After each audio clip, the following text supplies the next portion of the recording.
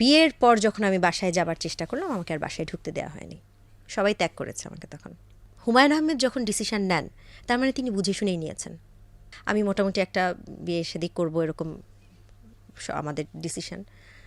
তখন আমি হয়তোবা না, তখন আমি বাসায় এটা যাবার মতো তো আসলে কোনো তখন বিষয় নেই। বিয়ের পর যখন আমি বাসায় যাবার চেষ্টা করলাম, আমাকে আর বাসায় ঢুকতে দেওয়া হয়নি বহুদিন। বাবার ভূমিকাও একই রকম ছিল? হ্যাঁ, একই রকম।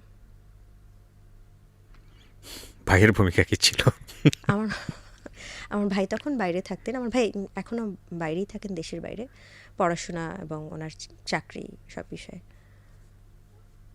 আসলে আমার বাবা মার উপরে কেউ কথা বলেননি। Oh, so tough decision, very tough decision.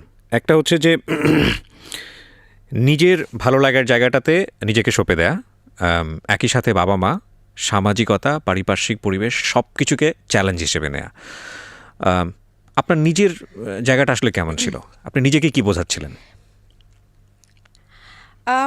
ডিসিশনের কথা বা চ্যালেঞ্জের কথা যদি বলেন, সেই চ্যালেঞ্জটা এখন আমার কাছে ভাবতে যেমন লাগছে, তখন ভাবতে তেমন লাগেনি।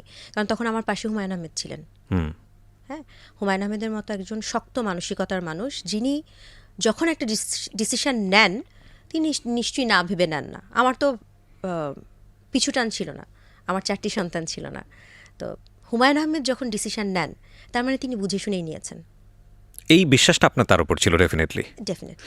কিন্তু আমাদের সামাজিকতার প্রেক্ষাপটে ওই সময়টাতে আপনাকে নিয়ে যে ধরনের লেখালেখি হচ্ছিল বা হুমায়ুন আহমেদ স্যারকে নিয়ে যে ধরনের লেখালেখি হচ্ছে, এখনও হয় না, এখনও অনেক বড় একটা রেসপেক্টের জায়গায় এসছে, ওই জায়গাটা আমি বলবো একটু পরে।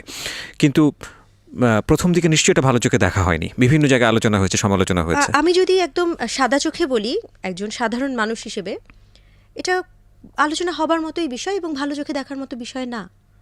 হ্যাঁ, যেই জীবনটা আমি যাপন করেছি সেই জীবনটা আপনি যাপন করেননি। সুতরাং আমি এখন যেভাবে করে ওই সময়টার কথা ভাবতে পারছি, এবং আমি এর আগে বিবিসির একটা ইন্টারভিউতে বলেছিলাম যে আমাকে যদি এখন আবার সেই সময় ফিরিয়ে নেওয়া যায়, প্রশ্ন করেছিল যে আমি কি অন্যভাবে ডিসিশন নেব কিনা। আমি বলেছি না, আমি একই ডিসিশন নেব। আমি আমার ওই জীবনটা যাপন করেছি বলেই আমি এটা বলতে পারছি, আমি আমার ওই সময়গুলো পার করে এসেছি বলেই বলতে পারছি। দুটো মানুষের মধ্যে যখন পরিচয় হয়, সৌহার্দ্য হয়, বা একটা ভালো লাগার আদান প্রদান হয়, সেটা ওই দুটো মানুষই কিন্তু বুঝতে পারে। ওই দুটো মানুষ যেভাবে বুঝতে পারে, বাইরের মানুষ সেভাবে বুঝতে পারে না। আর বাইরের মানুষ বলবো কেন, সমাজ বলবো, সমাজ তো আসলে আমাদের দেশের সমাজ। ভালো লাগার জন্য আসলে সমাজ খুব একটা